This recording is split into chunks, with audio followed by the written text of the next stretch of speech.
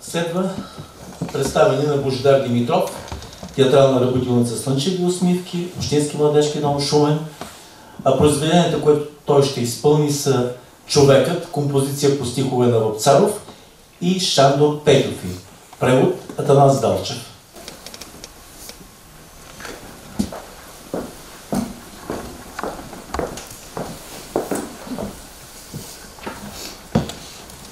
По-смешно от човека няма. Така надменността му е голяма. Той хули с уста света жестоко, а нос е вирнал толкова високо, че да оре небето май жадува. Човеко горд, с какво се ти надуваш? От мигането на окото по-кратък ти е, драги мой, живота. На люлките си пелените хванал с едната си ръка, а с другата савана. Като на съне дните си минуваш. Човеко горд, с какво се ти надуваш? През този миг какво ти можеш стори? Да покоряваш с меч земи и хора. Страхливецът се само покорява, а мигър над страхливци власт е слава. От нея трябва ти да се срамуваш. Човеко горд, с какво се ти надуваш?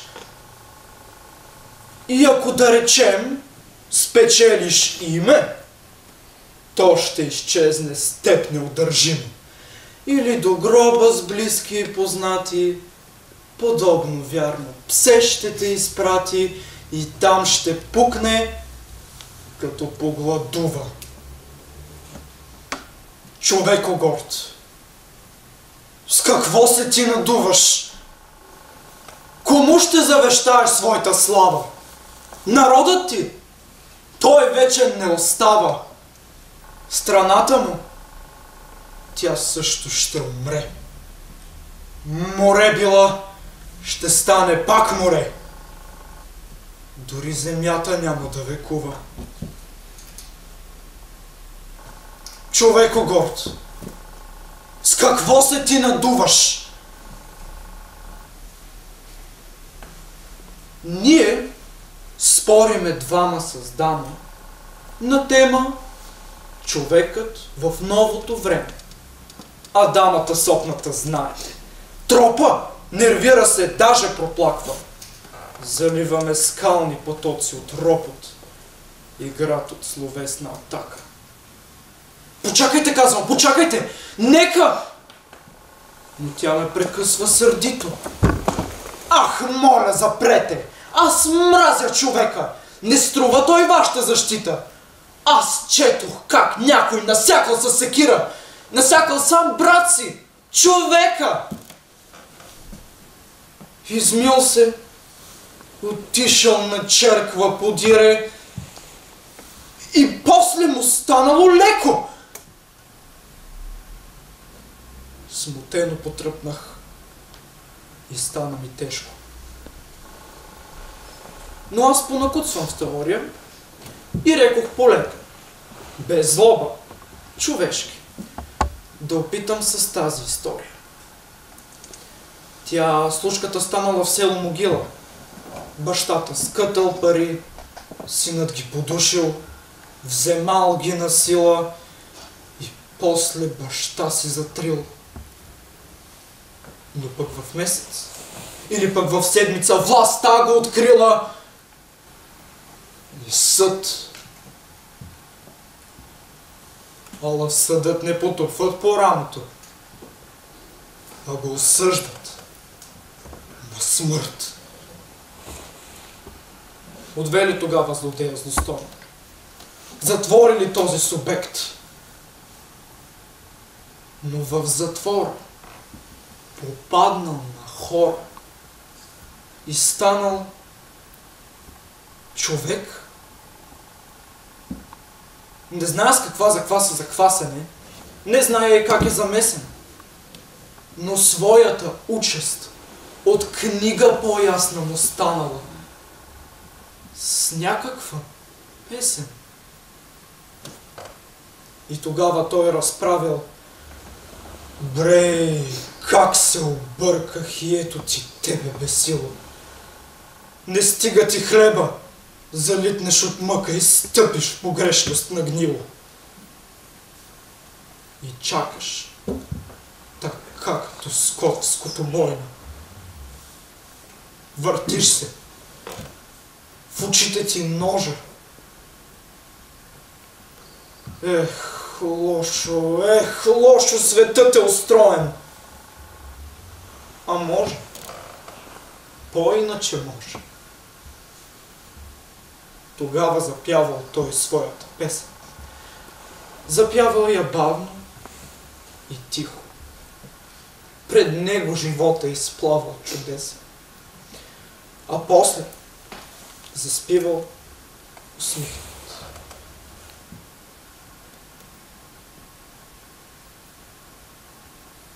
Но в коридора тихо говорят. Сетне секунда покой. Някой полека вратата отворил. Хора. За тях часовой. Някой от групата плахо и глухо казал му: айде, стани. Гледали хората тъпо и кухо сивите влажни стени. Онзи в леглото разбрал, че живота е свършен за него. И в миг скочил, избързо подал челото си и гледал с див поглед на бик. Но лека по лека човека се сети. Страхът е безползен. Ще ме. И някак в душата му станало светло. Да тръгнем ли? Казал. Добре. Той тръгна. След него те тръгнали също и чувствали някакъв хлад.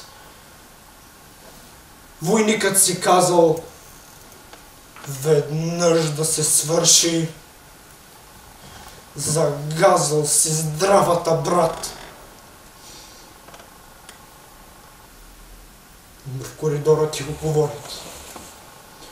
Мрак се въглите таи. Слезнали после на двора, а горе вече зората блести. Човекът погледна зората, в която се къпела с блясък звезда. И мислил за своята тежка, човешка, жестока, безока съдба. Тя моята свърши. Ще висна обесен. Но белким се свърша с мен. Животът ще дойде по-хубав от песен, по-хубав от пролетен ден. Споменал за песен и нещо се сетил. В очите му пламък цъфтял. Усмихнал се топло, широко и светло. Отдръпнал се. После запял. Как мислите? Може би тук се крие един истеричен комплекс? Мислете тъй, както си щете, но вие грешите, приятелко, днес. Човекът спокойно, тъй дума след дума редил песента. Онези го гледали с поглед безумен. Онези го гледали със страх. Дори и затвора треперал позорно и мрак ударил на бег. Усмихнати чули звездите отгоре и викнали: браво, човек! Нататък е ясно. въжето изкусно през шията, после смъртта. Но там, в разкривените, в сините устни, напирала пак песента. И тук започва развръзката, значи. Как мислиш, читателю, ти? Тя, бедната дама, започна да плаче, започна в транс да крещи. Ужасно! Ужасно разказвате! Сякаш като че там сте били! Какъв ти тук ужас! Но той пеел човека. Това е прекрасно. Нали?